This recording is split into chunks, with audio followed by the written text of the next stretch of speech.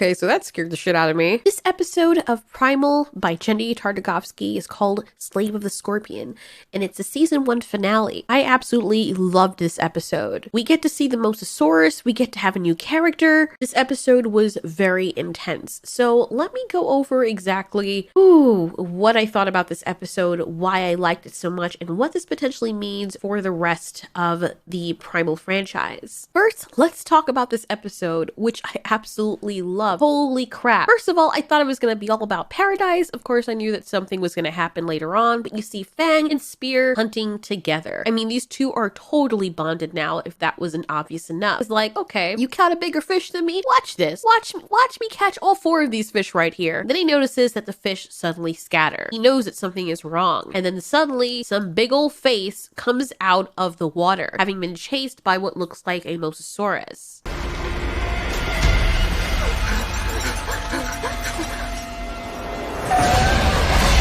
It's pretty evident that this new human or human-like person is a Homo sapien. Or, I don't know, she looks like a Homo sapien to me. Maybe Spear is one, maybe he's a Neanderthal. We don't really know because accuracy isn't really a thing in this movie, in this TV show. But it's very clear that she's female because she's wearing a little skirt, her proportions, you can just tell. I also really love Spear's reaction here because as Fang is being attacked by Predator, there is a moment in time you could see as a struggle. Leave Fang to potentially get killed to go after that human or help Fang. That little momentary lapse where he's like, I gotta choose which woman is more important to me. Clearly the human female is very close to his kind or a member of his kind or something that resembles him enough for him to feel camaraderie with it. So I can understand the struggle and I'm glad that they put that out there. He didn't just go straight to defending Fang because honestly, even though he loves Fang, Fang is not someone he can procreate with. So his natural instinct is going to be to protect one of his own kind. He quickly helps Fang, who's about to get skewered by that thing, and then he heads straight off to the female. He doesn't even see if Fang's okay. He's just like,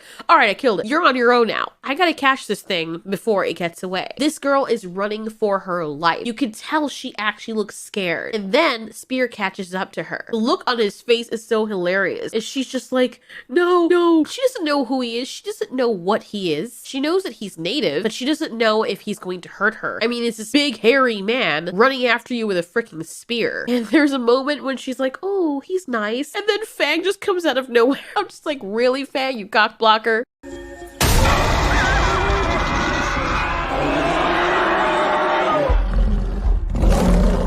Also, the way they animated this girl running, why can't they make people in horror movies run like this? I mean, obviously they're not going to look like a cartoon when they're running, but you ever see people running for their lives? They don't look like they're running. They're running like they're jogging and they're looking back like they have a stick up their ass or something. Like the director said, here, take the stick of gum, like wrapped up in a whole bunch of marbles and stuff it all the way up your schnuku and run. Just like that. It doesn't really feel like they're running for their lives. This girl was running for her freaking life. She wasn't worried about being elegant like Pocahontas. No, she was running for her freaking life. And it made me believe that whatever she's running from, she will die before going back there. Not only that, but she just swam onto an island, first of all, getting chased by that water predator, only to be met by this scary man and his freaking dinosaur that's coming after her. She's having a fit right now. And don't tell me you didn't think it was cool when you saw Fang backing Spear. Like, can you imagine if you see another human being and they're standing in front of you, you don't know who they are or what they are, but it doesn't matter because you got this big ass T-Rex as a pet?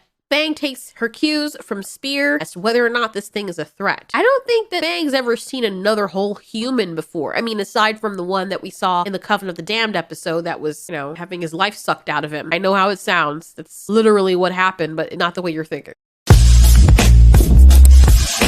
That's what y'all get for not wearing headphones. I love how Spear is all confident and grumpy, like, I don't know what you are, but okay, just stay right there. Jesus Christ, you just ruined my whole day, honey. Okay, let me get some firewood. There, get yourself warm with sleep over here. Do whatever you want. I'd advise you not to go into the forest because, you know, my girl Fang here, there's probably like millions more like her out there, so good luck. He's just so cool and so antisocial because remember, he's lost his family a long time ago. That sweetness that was in him, it's still there, obviously. He shows it to Fang. You can tell that his personality type is not the kind that he just opens up to anyone. Woman or not, Spear is like, whatever. And I love that because I hate it when in cartoons and movies, as soon as the guy sees a female, he's like, like, dude, come on. Even if he's thinking that, like, a man like Spear doesn't need to drool over a woman. And for me, that just made things so much sweeter. I was like, yes, Spear, what?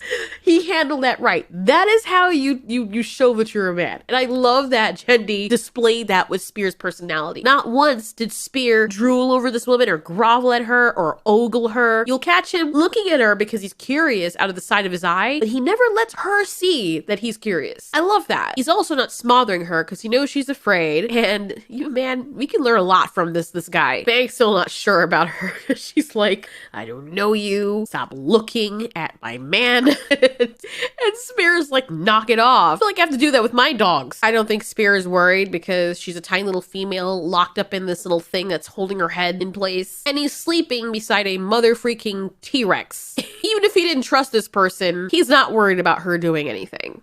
In the middle of the night, Mira, which is the name of the new character, I don't know what language she's speaking. The first thing that came to my mind was Mayan, but I don't know. She wakes up in the middle of the night to worship the moon god. Yet she has what looks like a sun symbol in the back of her head with scorpion appendages coming out of it. Obviously, that's a brand mark. I love how when Spear gets up in the morning, he's just like, okay, let's go, Fang. He doesn't even acknowledge her. She's like, whatever. If you want to follow us, I guess. And then she just gets up and she's like, of course she's gonna follow him. The big strong man is freaking dinosaur and she's in the middle of a freaking island with prehistoric creatures. She's gonna follow him. They catch some food and they share their food with her. And then she's just like, what are you guys doing? What are we eating? Oh, hold on a second. Let me give you some of my Asian cuisine. Let me show you how it's really done. You're missing out.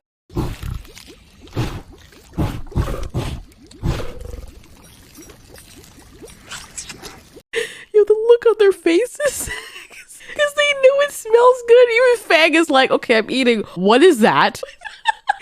Dude, it's not even, listen, Genndy captured this so well because our dogs do the same thing.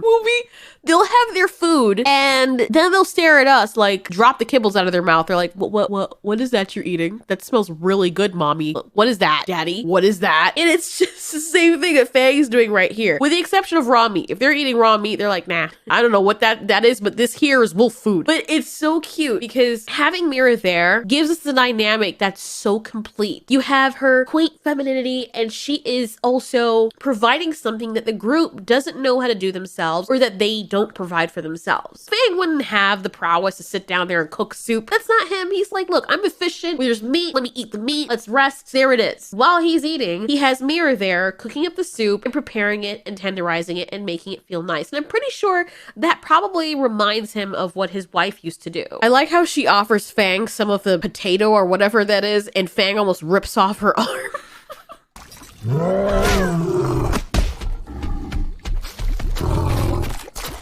I also love that when Spear tastes the potato, he's like, ugh, what is this shit? No, I'm gonna go over here with my meat.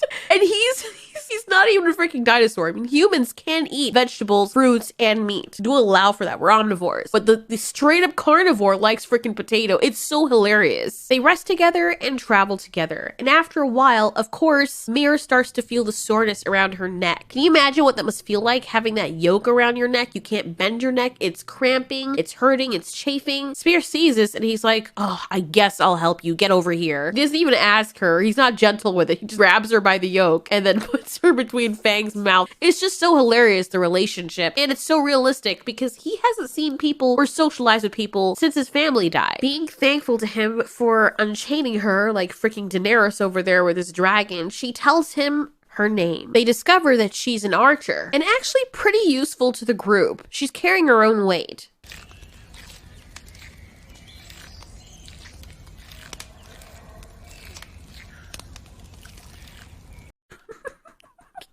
Jesus Christ.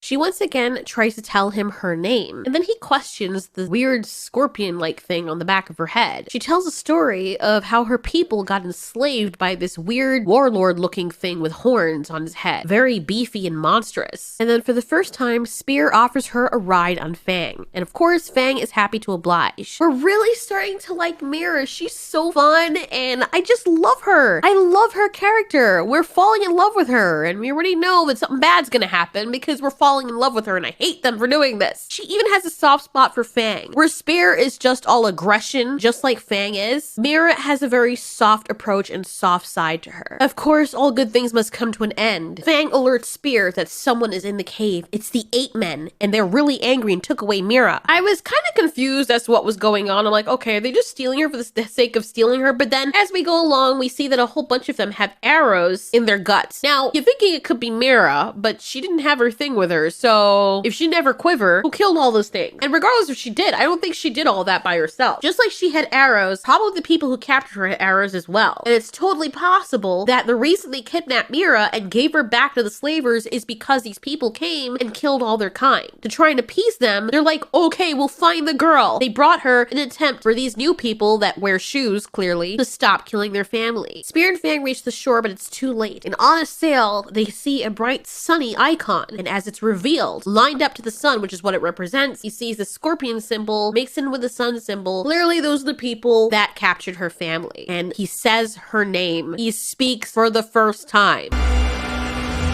Mira. Now, Spear has something else to fight for. Wow, wow, wow. Oh my god, that finale was ice on rice. Oh my god, it was so good. This entire season was so good. Oh my god, I could watch this forever. This is so good. Oh my god.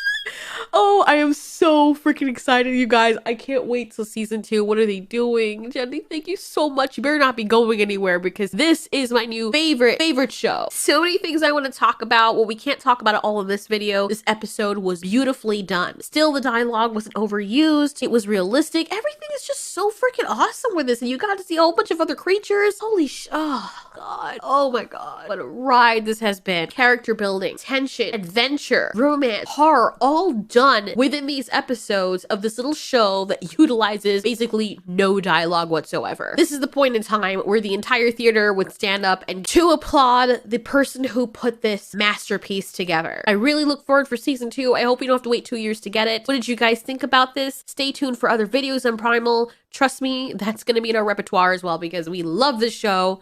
Thanks so much for watching. This has been Ultiori. You ask, we answer.